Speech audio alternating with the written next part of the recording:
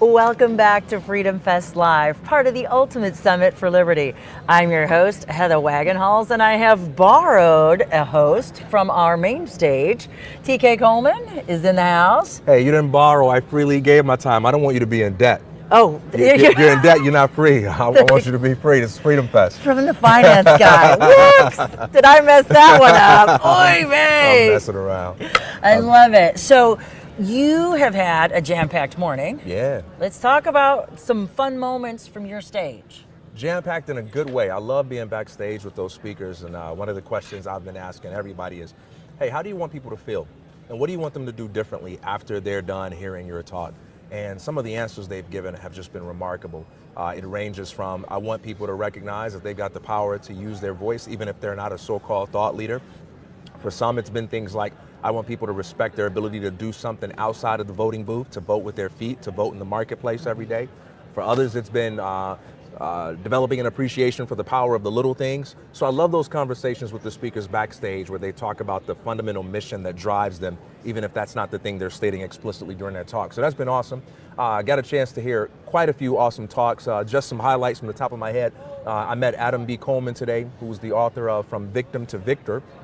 And he talked about his personal story and how, part of his legacy is creating freedom for his son so that the next generation doesn't have to struggle in the way that he struggled.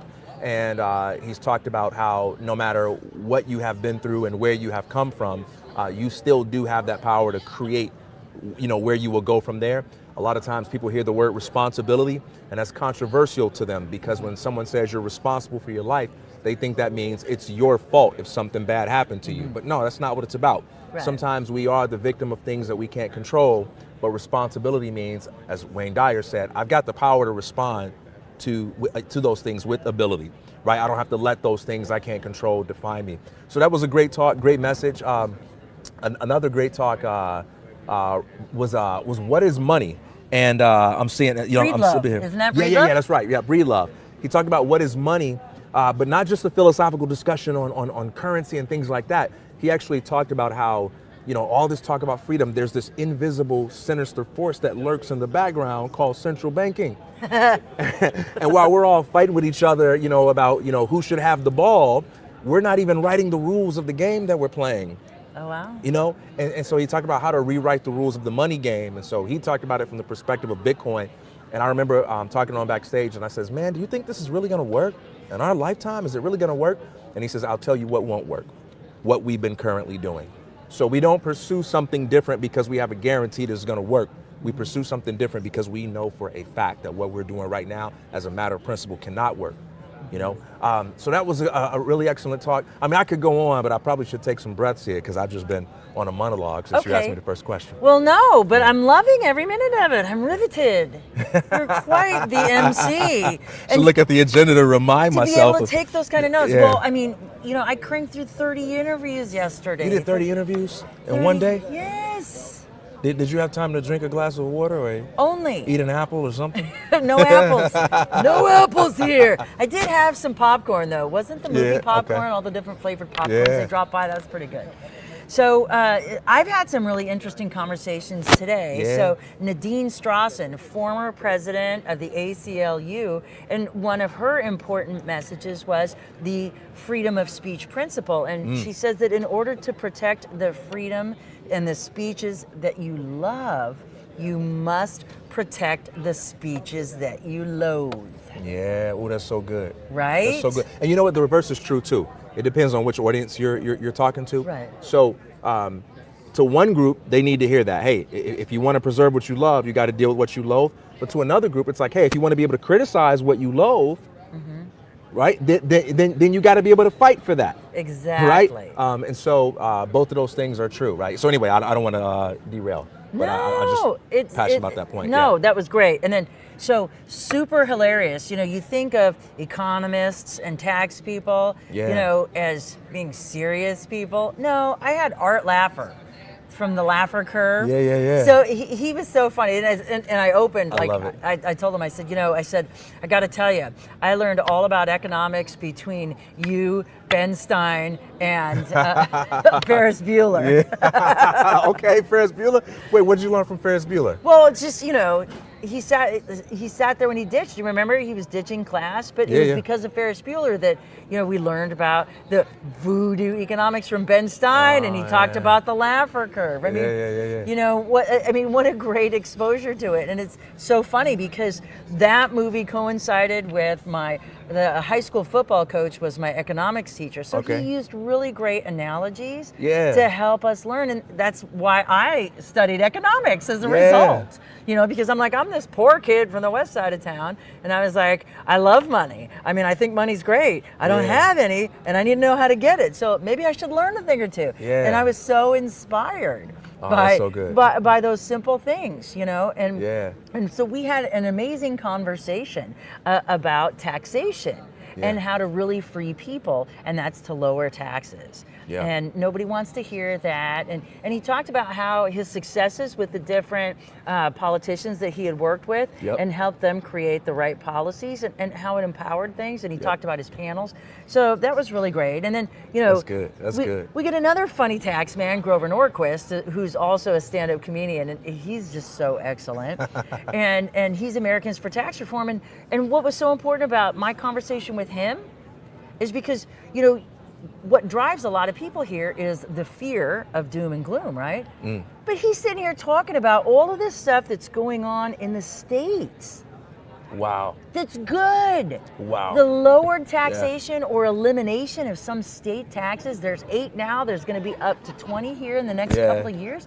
I'm like, wait a minute, this is good tax news. Why are we hearing about it? And of course, because mainstream media needs to sell, if it bleeds, it leads, right? So they've got to sell the doom and gloom.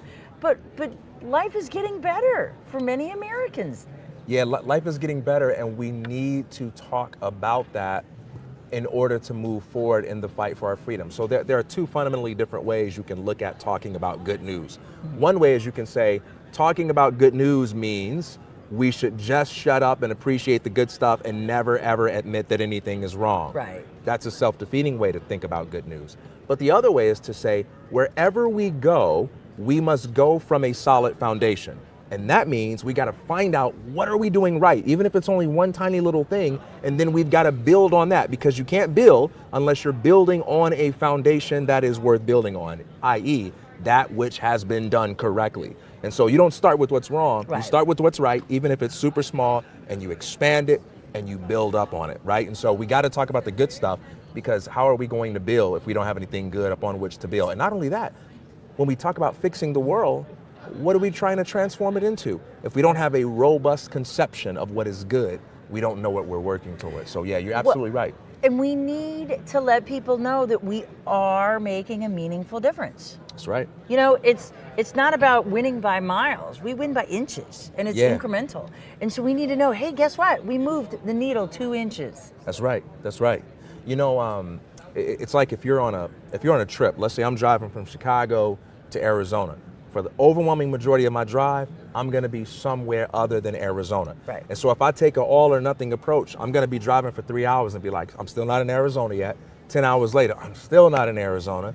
15 hours later, I'm still not in Arizona. I'm going to be demoralized. However, those markers along the way that says you've come 200 miles or now you're in Indiana, it's like, okay, I'm not in Arizona yet, but I'm also not in Chicago anymore. And that's what encourages me to keep driving. That's what convinces me that I'm not wasting my time. And we need to do that with freedom as well. By keeping track of the progress that we're making, we're able to say, we're not where we need to be yet, but we're also not where we once were. Right. Yeah, we're a heck of a long way from where we were. Yeah. And that's great. It's important. So do you have talks coming up? So not for today. I actually just finished an ad hoc panel. We had a breakout session where the speaker wasn't able to make it. And so I was able to step in with a couple of good friends, Charlie Westerman and Gary Richide, the authors of Twisted History of the United States. And we gave a talk on how to be on the right side of history, why the philosophy of freedom will save the future. And so that was really fun. We got a chance to kind of offer some commentary on a lot of the radically crazy decisions that some people are making in the name of, well, I don't want to be on the wrong side of history. And the fallacy there is that you have any control whatsoever over how future generations will define the legacy of those who live today. For all we know, 100, 200 years from now, they're going to look back on us and say, all of you guys were complete idiots. We don't know. All we can do is live with conviction and do what's right and not worry about what other people think is the right side of history to be on. Focus on being on the right side of truth. And that's what matters the most. And the cure for that fallacy is to actually study history. Because when you study history, you're cured of myths like that, it's possible in your lifetime to be on the right side of history through your predictive power. You just got to have an anchor in something, in your first principles. So anyway, I just finished that up, and earlier today I was hosting Main Stage 2. So now I get a little bit of a break. Yes. And I get to do stuff like this and hang out and connect with some people like I'm unable to when I'm on stage. So that's really awesome. Yay!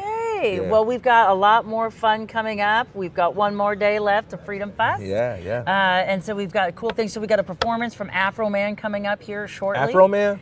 Yeah. Oh man, okay. I gotta check Afro Man out. I know. Yeah, I'm so I wish I excited. hadn't shaved my head and I could. Okay, I'm ready though. Yeah, you could be the Afro-less man. There you go. Yeah. So featuring Afro Man and Afro-less man. I don't know what I'm gonna do. Maybe I'll be his hype man or something like that. There you go.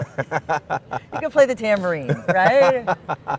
That's something to do. That's a sight to see. That would be a sight to see. Excellent. Well, thank you again for popping by and updating us. It's always a pleasure. It's always fun. TK Coleman from the Fee Foundation. That's fee.org.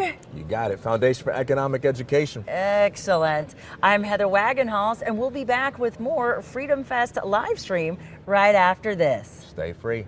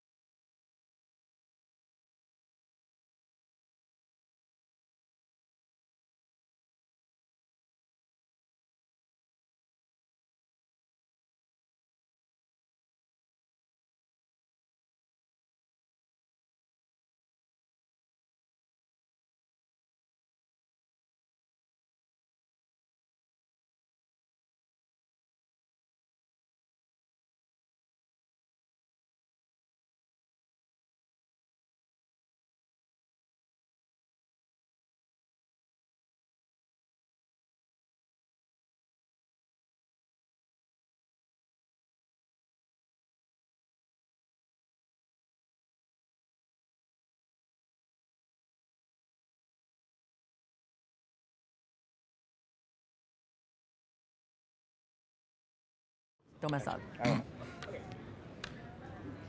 Welcome back to FreedomFest TV Live, part of the Ultimate Summit for Liberty. I'm your host, Heather Wagenhals, and joining me is the ultimate history buff, or am I supposed to stump the professor? TK Coleman said I need to try to stump the professor here. Feel free. We're good. I'm stumpable. All right, Mr. Rich-eyed. How's that for pronunciation? Oh, that was very formal too, Heather. You can call me Gary, Heather, please. You On a know. first aid basis. Okay, Gary. Here we go. So, let's talk about your book. Sure. We talked. Was it this book last year? Did we talk same about this book, book? same Okay. book. So This is the new hardcover version, by the way. It's even ooh, prettier. fancy. More expensive too. Well, good. So you're going to make more money. Yeah. All right. We're fostering capitalism and the education of history, all of the same swope. Supply and demand. There we go. That's what we're doing here. So you just did a panel, or TK introduced you? Okay, with Yes. this panel on the twisted history. Yes, and just the general take we should have toward history as being a mechanism for promoting freedom. It's a fundamental reality if we are going to admit it to all of ourselves. History is just meaning. And if we're going to argue and advocate for freedom being essential to human flourishing, we have to have a mechanism by which to say these are the historical episodes wherein people work together, cooperated to create a society, a culture in which freedom flourished, and how, as a result of that, prosperity, liberty, and really what we might call human flourishing occurred. You know, I love that you said meaning, because of all the interviews that I've been doing this year, the meaning has been the big common theme. And so I'm thrilled that you used that word too. You know, I talked meaningful conversations with someone else. I talked, Larry Elder, meaningful connections. And that's, this event is significant because what do we have if we don't have our liberty? How are we going to be able to pursue what delights us and what gives us that meaning? In the authentic way, in the most authentic way, we have to have that freedom and agency. Otherwise, a big focus of our seminar with TK, or our group presentation panel forum, it was how much we lose an ability to imagine and use our imaginations to foster. And what I always tell my students when I was teaching as an instructor, as a professor too, is you're told that history is this kind of static discipline. It's not dynamic. It's something that you learn the material and then you regurgitate it on a test. No, history is indeed the most dynamic because its subject matter at its core is the human person. So if you're going to be a good historian, you have to use your imagination to not just go back in time, a la, Doc Brown and Einstein the dog and Marty McFly, like in the DeLorean, and try to imagine the subject matter with of whom you're studying, but also use your imagination, creativity to understand, well, what could have possibly had, what are the counterfactuals that could have emerged as a result of a more free society. You could do that. Wow. It's an engaging discipline. It's the best. It's powerful. It's the best discipline. Now, do you have any more talks coming up? I don't. That was it. So just a TK, but I'm be milling around. I love being around all the people who are liberty lovers and engaged in desiring a furtherance of human agency around here. Well, if folks want to find your book or more about what you do, where you're talking next, where do they go? Yeah, they can go to my website, which is hotwaterhistory.com. G.K. Chesterton said it's always important to get your hands in hot water, i.e. controversy. It keeps them clean, right? So that's the genesis of the website. I have a podcast, Hot Water History, with my my old student Charlie, who I co-wrote the book with. Oh, how excellent! How about that? A professor writing with a student. And they can find it there, and then all the book is available on Amazon and everywhere books are sold. Excellent. Thank you, Heather. So Gary Rich-eyed with me, Heather Wagenhals, and we'll be back with more Freedom Fest TV right after this.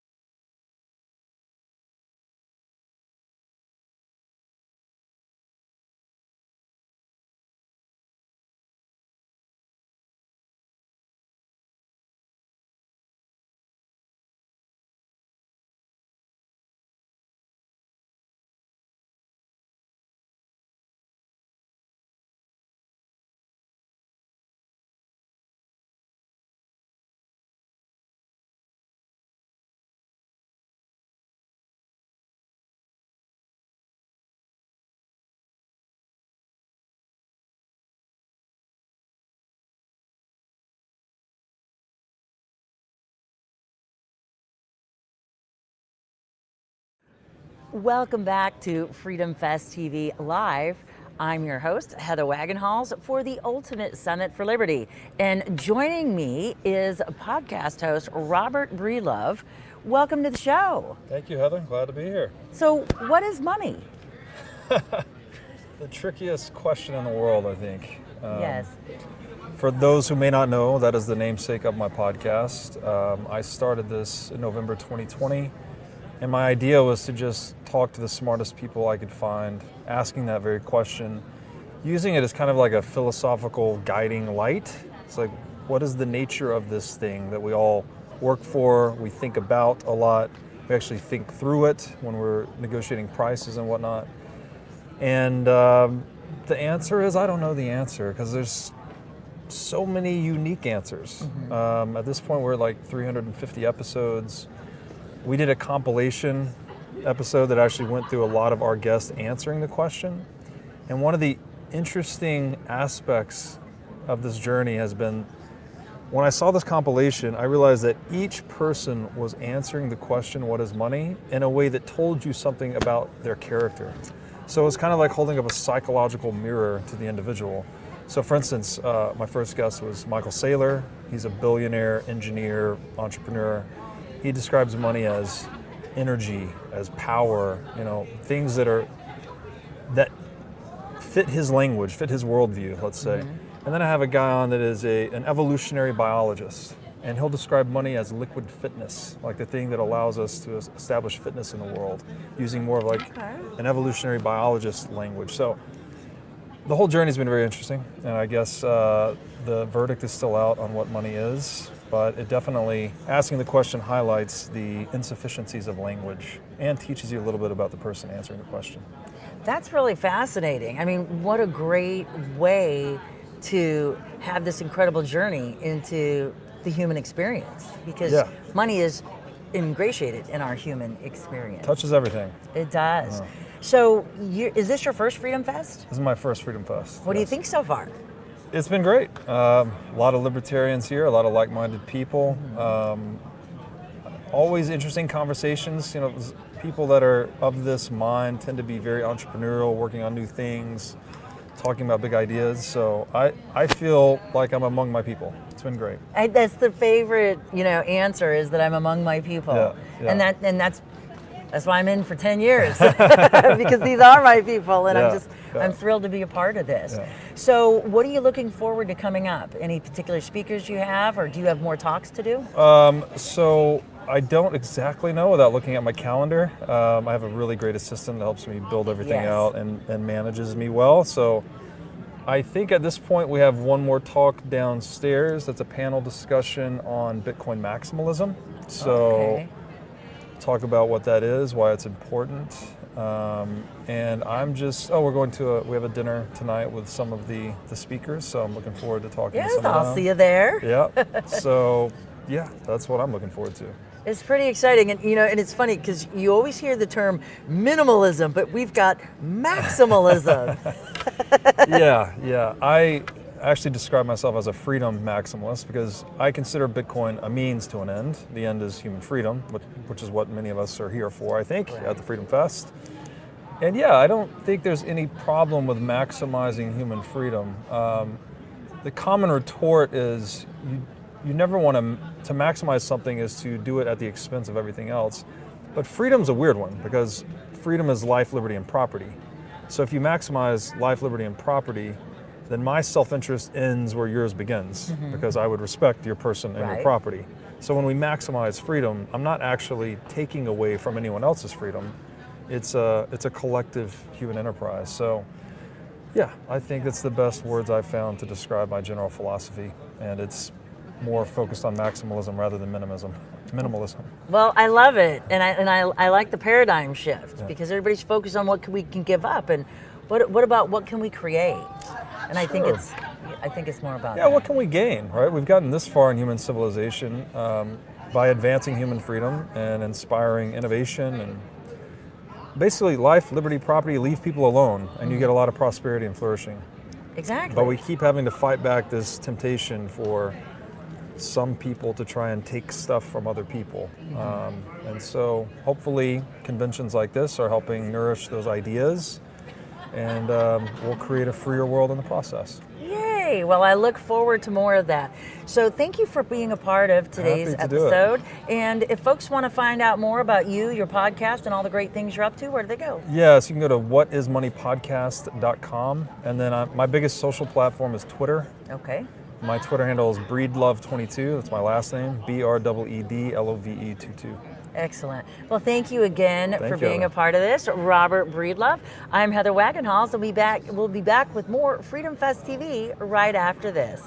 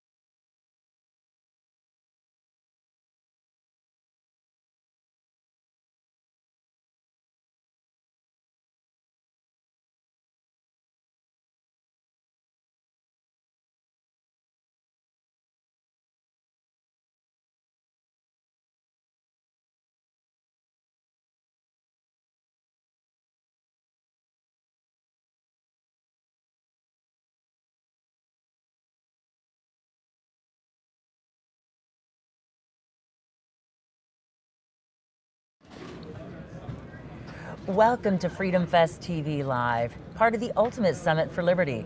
I'm your host, Heather Wagenhals, and joining me is, among other things, my modern day Errol Flynn, Ed Hudgens. She's the founder of the Human Achievement Alliance. Welcome to FreedomFest I TV. love FreedomFest TV, and I love FreedomFest. I know, you've been coming so long. What I've keeps been you coming back? Well, I mean, if you want to come to, I think, the best collection of freedom lovers in a big tent, so you don't have to agree on every little thing, you come to FreedomFest. It's a place to exchange ideas. It's a place to learn. You pick up tons of information here. It's a place where you get great contacts. You know, you talk to people, say, oh, you're doing that too. Oh, this is great. Let's hook up, you know. Oh, yeah, I'd love to work with your cause. I've been looking for someone to do that. And the optimism and the juice that you get to go back and say, no, the world isn't falling apart. It's not going to hell in a handbasket. There is so much that can be done and is being done if free people are allowed to be free. Then you come away from here and you say, screw the headlines, screw the terrible news. You know, if it bleeds, it leads nonsense. We know what is really possible for humanity, and we're going to go out and damn it, we're going to do it. We're going to create such a future. It's going to be unbelievable. And if you want to do that, if you want to get that, folks, you've got to come to Freedom Fest, okay? That's the one-stop shopping place for your information, your optimism, your connections, you name it. You got to come here, and you got to listen to her. Excellent, I like that. Especially that second part. Oh, I do too. I'm hoping you already are listening Yeah. to me. But you are fascinating. So we met a while back, more than a decade ago, at the Atlas Society. You have inspired me, and you've just been such a proponent of human achievement. I think you're one of the futurists for sure. That's absolutely correct. And so tell us about what you're doing with the foundation that you started, the Human Achievement Alliance. I started the Human Achievement Alliance. I've been working for other organizations, the Atlas Society, the Heartland Institute, Cato, Heritage, and other places. My vision is this. Today, exponential technology in information, communications, nanotech, biotech, robotics, artificial intelligence, in the hands of entrepreneurs can create a future of wealth creation that's gonna surpass the Industrial Revolution, with people literally living in health to 200 years old or older. This is not science fiction anymore. No. But here's the problem. First of all, our institutions are simply not prepared for this. There are lots of government regulations in the way. It takes 10 to 12 years at a cost of $3 billion to bring a new cure from research lab to you. And a lot of that's because we have a Food and Drug Administration that, as well-meaning as they might be, is antiquated. They're always trying to keep up, which they can't do very well. So how many people sicken and die because of a treatment that's not there? I'm working on deregulation in that sense. I'm working to make sure that the left doesn't control the system, because if they do, they're either going to sabotage it and say, well, robots are all stealing our jobs, this is terrible, we have to regulate those, we have to regulate artificial intelligence, or even worse, they will use these technologies to create a dystopia that will basically make 1984 look like a picnic. Imagine what's happening in China right now, where they're using technology where if they see you're frowning too much when you see a communist poster, then suddenly you're demoted. Suddenly you can't ride the trains. Suddenly you can't, travel. Suddenly you can't get a job. Okay, that's what technology can do in the hands of the wrong people. And I'm talking about government. But technology in the right hands can literally cure diseases. One of the things is our education system is just completely disconnected from the needs of the future. There's one thing where a lot of people who are critical of technology do have a point, and that is that things are going to change a lot faster. Market adjustments that might have gone over decades or even centuries in the past are only going to do over a few years because technology moves so quickly. So we need an education system that will robot-proof people, that will be lifelong learning. We need a system that, for example, will allow for apprenticeships. In Switzerland, 70% of Swiss kids go through the Learn and Earn apprenticeship program.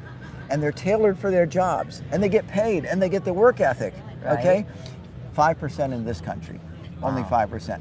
And and so you wonder why you have this problem where a lot of the best companies can't get the talent. Well, we have an education system that's disconnected, because who runs the education system? It's mainly the government. Right. Yeah. Well, we've just scratched the surface, and I appreciate you coming on. If folks want to learn more about what you do and how to get involved with the Human Achievement Alliance, where do they go? They go to www.humanachievementalliance.org, or they can email me at ehudgins, EHUDGINS, at humanachievementalliance.org. And I'm looking to work with people. I've been working with a lot of the research groups that are doing breakthroughs in curing diseases, AI groups, and so forth. This is the avant-garde. The Freedom people have to be the avant-garde, creating such an incredible future that it's going to be unimaginably incredible, folks. Yes, Keep an eye out. indeed. Thank you so much. I love it. Ed Hudgens, Heather Wagenhals, and we'll be back with more Freedom Fest TV right after this.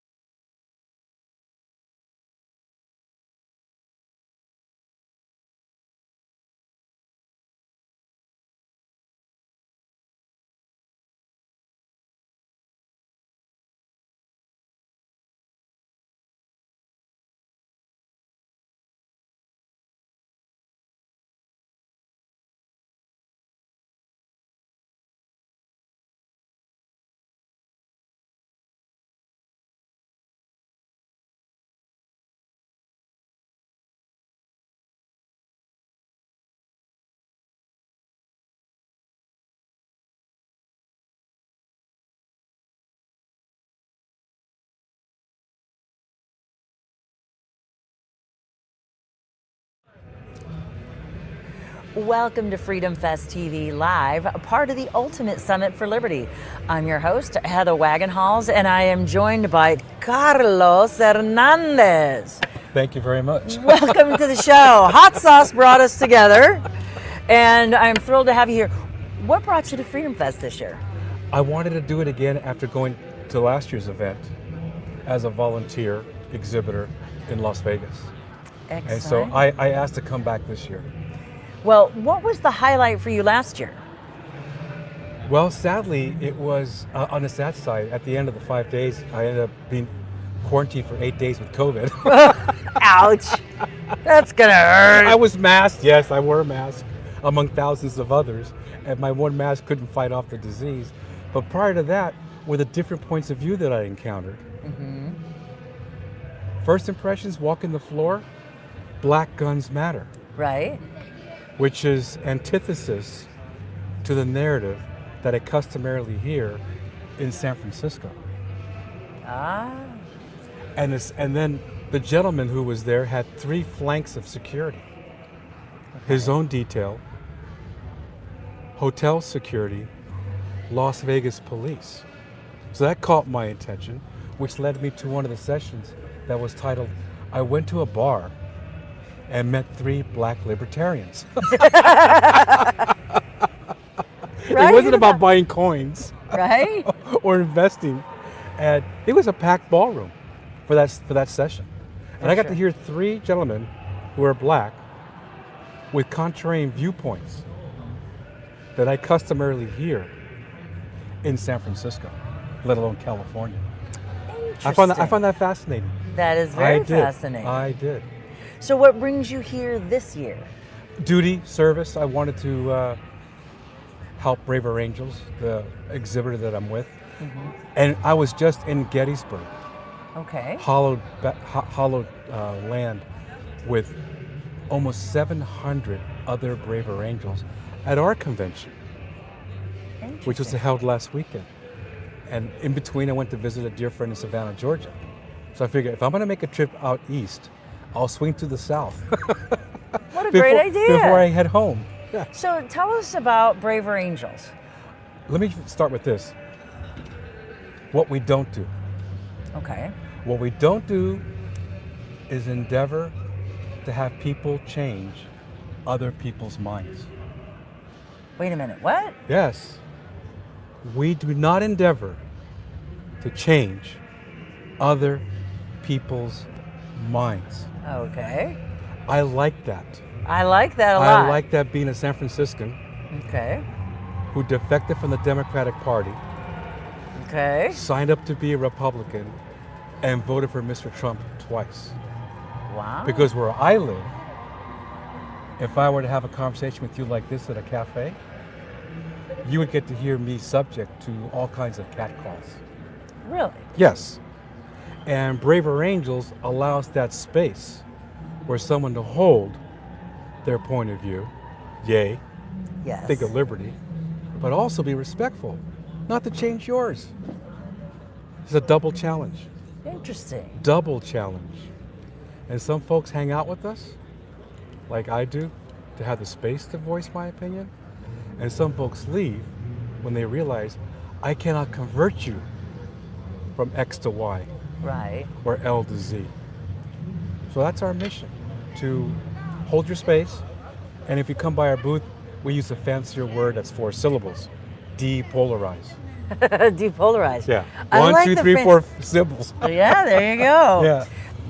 But that's a critical part of what's falling apart in America is civil discourse. Yes, it is. And to help bolster our efforts, that's why we're here.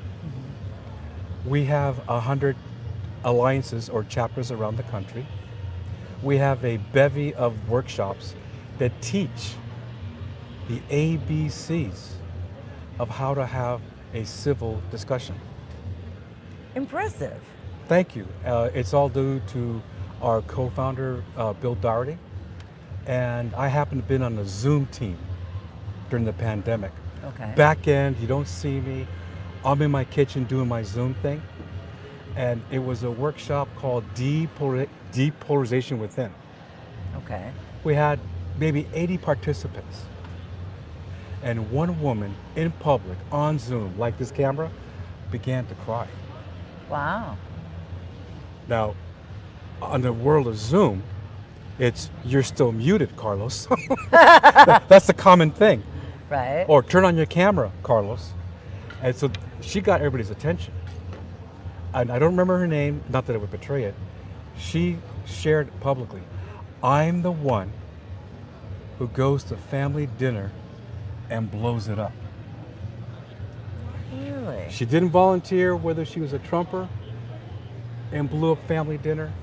She didn't volunteer whether she's pro Hillary Clinton and blew up dinner. The fact was, she owned it Okay. tearfully. And she wanted to quit the workshop. And we said, no, don't leave, hang out. And I told Dr. Doherty, weeks later, whatever you did when you designed this sauce, it's working. For someone to self-identify their own internal flaw, and because if you don't have any awareness, you Right. can't change the behavior. Exactly. Yeah, without coming from from somewhere else. Right. You have to acknowledge a problem exists before you can address it. Yes. You know. Yes. Denial is a very warm, fluffy blanket. I like to say denial is not a river in Egypt. That's all it should be. Is what we should put forth as the new mantra. Denial is only a river in Egypt. Start accepting your reality. Yep. So this is exciting. So what if folks want to find out more, be a part of your incredible discussion program, check out your workshops? Where do the people easy find pa- Braver Angels? The easy part is, easy, if web proficient, is go to our website, braverangels.org. And I will admit the website can be ominous to navigate. And here's the best part. You can find a group in your local area or state. And even if you don't, go find one in another state. So for example, I live in San Francisco. We have an alliance. We have one across the bay in Berkeley, California. The conservative chair for Berkeley, the notorious city known for progressivism, she lives in Iowa. And I give credit to the team in Berkeley, because if there are conservatives in Berkeley, they're in the closet. Right. And they really wanted to be Braver Angels. So they used their network to find someone out of state. And they only meet on Zoom. What's the difference whether you live in state or out of state? It's not a difference. So if someone lives in Florida and they have a free time on Saturday, they can find one of our workshops across the country and Zoom right in. But we did notice, however, there's more of an intimacy, like you and I have trying to build right now, in person than on Zoom. Right. And in some cases, as in San Francisco, we do both, on Zoom and in person. And in some parts of the country, we do a hybrid. Meet in person, have some technology there, and project it onto Zoom. How fun. So what's the website where folks can go to learn more about your organization?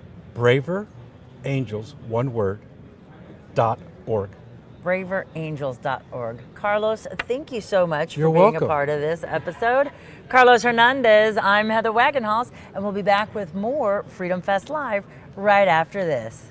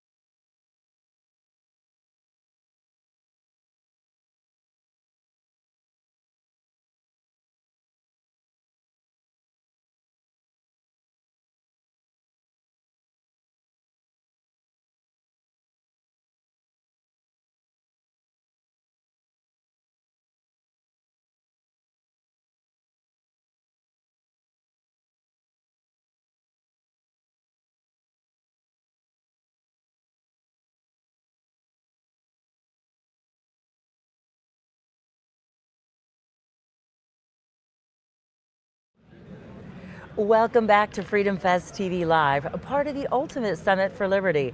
I'm your host, Heather Wagenhals, and I have none other than the Afro Man himself. Amen, amen. Welcome to Freedom Fest TV. Thank you. So Thank you. we're so fortunate. We just pulled you right off of the stage, and then you've got a million other interviews to go. What brings you to Freedom Fest? I'm running for president. I came here to tell everybody that I'm going to get cannabis legal in all 50 states, that I'm going to make it mandatory for all law enforcement officers to wear cameras, and I want the cameras monitored by civilians so they can't be edited, Manipulated. Yes. I came to answer questions and to go for it. Well, I'm excited that you're here because you're actually going to be on a panel. Is it later today or is it tomorrow? Yes, ma'am. Okay. Later today. So tell us about the panel you're on. Well, I know this. They're going to ask me some questions, and I'm going to answer them. I don't, this is my first time, doing something political. So I'm just going to be there. I'm not going to get high and miss it. I'm going to be there on time, and I'm going to be ready to answer whatever questions the host or the crowd has. Well, and I believe it's a panel with Larry Elder, and you're going to be talking about, I think it's the prison reform. I think it was, or criminal justice reform. Okay. Well, I got a lot to say about that. Well, let's hear it. Oh, man, that's such a broad topic, prison reform, sometimes if somebody were to go to prison, they can't hardly serve their time without being jumped on and beat up by these other people. Mm-hmm. I think you ought to be able to serve your time without other people that hurt you having access to you. Mm-hmm. Then, of course, you need to be able to learn jobs and be able to do something when you get out of prison. Mm-hmm. And then I don't like the idea of private prisons because, that makes cops want to arrest people for a whole nother reason, mm-hmm. other than what they need to be arresting them for. It could take interest in a bad direction when the prisons are, private. Mm-hmm. So I got an answer for every question, but sometimes I can't just put it all in a capsule. Well, and it's a broad topic, so Yes, I hit ma'am. you with a kind of wide topic. So let's go with something narrow. So how about the legalization of marijuana? Now, I know my home state of Arizona, we now have recreational use. What are you going to do at the federal level that helps all states? Right. I'm going to decriminalize it federally. Okay. And, people that's in prison for like cannabis issues, I'm going to get them released. I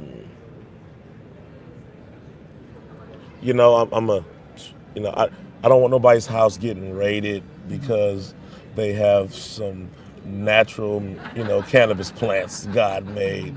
I didn't have any plants, but nobody should still get raided for, cannabis. God created it. It's a great medicine that's getting people off of oxy pills, Oxycontin, and other dangerous pills. So, yes, I'm going to decriminalize it. Well, for us here, it's, a liberty issue, and freedom to choose, what I want to do for myself recreationally, as long as it doesn't harm you, I should be allowed to do it, right? Yes. Yeah. Yes. So that kind of makes sense. Yes. So what other things are you interested in when it comes to your political platform?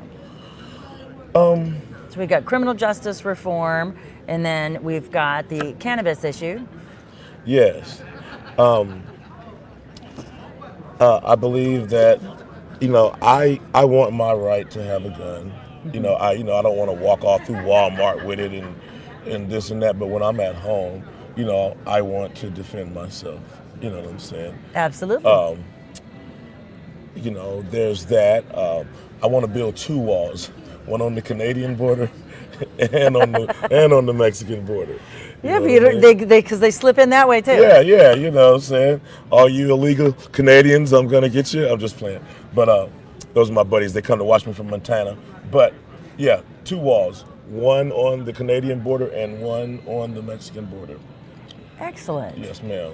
And you know, um, Any thoughts on education?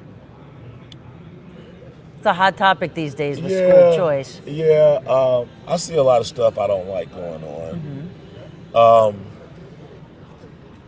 Everybody has the right to be what they are. Some kind of way, there needs to be something like, people need to be talked to. Like, if I don't want my kid to be taught something, then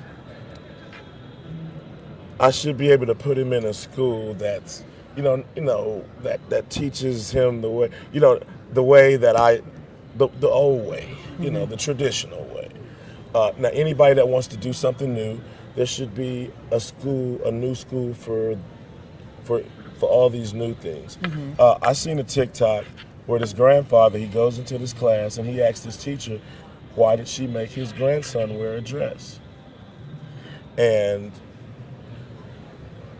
the school is, from what I heard, they feel the need to make boys wear dresses and do this and do that. But like, if you don't believe in that, there should be a school that does things the old-fashioned way, and you should have the option to do the new things that's going on. But everybody should have options. Like, we shouldn't force our way down another group of people's throat, and their way shouldn't be forced down ours either. Everybody should do, What they want to do. what they want to do, but blah blah blah. Well, that's excellent. Well, Okay. I hope you do very well. If folks want to support you in your run for the presidency, is there a website that they can go to? Yes. Right now they can go to OG Afro Man, www.ogafroman.com. We just, AfroManForPresident.com. Amen. There we go. There All it right. is. Well, thank you so much for being Yes, a part ma'am. of this show. Okay. And I'm Heather Wagenhall, sitting here with the one and only Afro Man. And we'll be back with more Freedom Fest TV live right after this.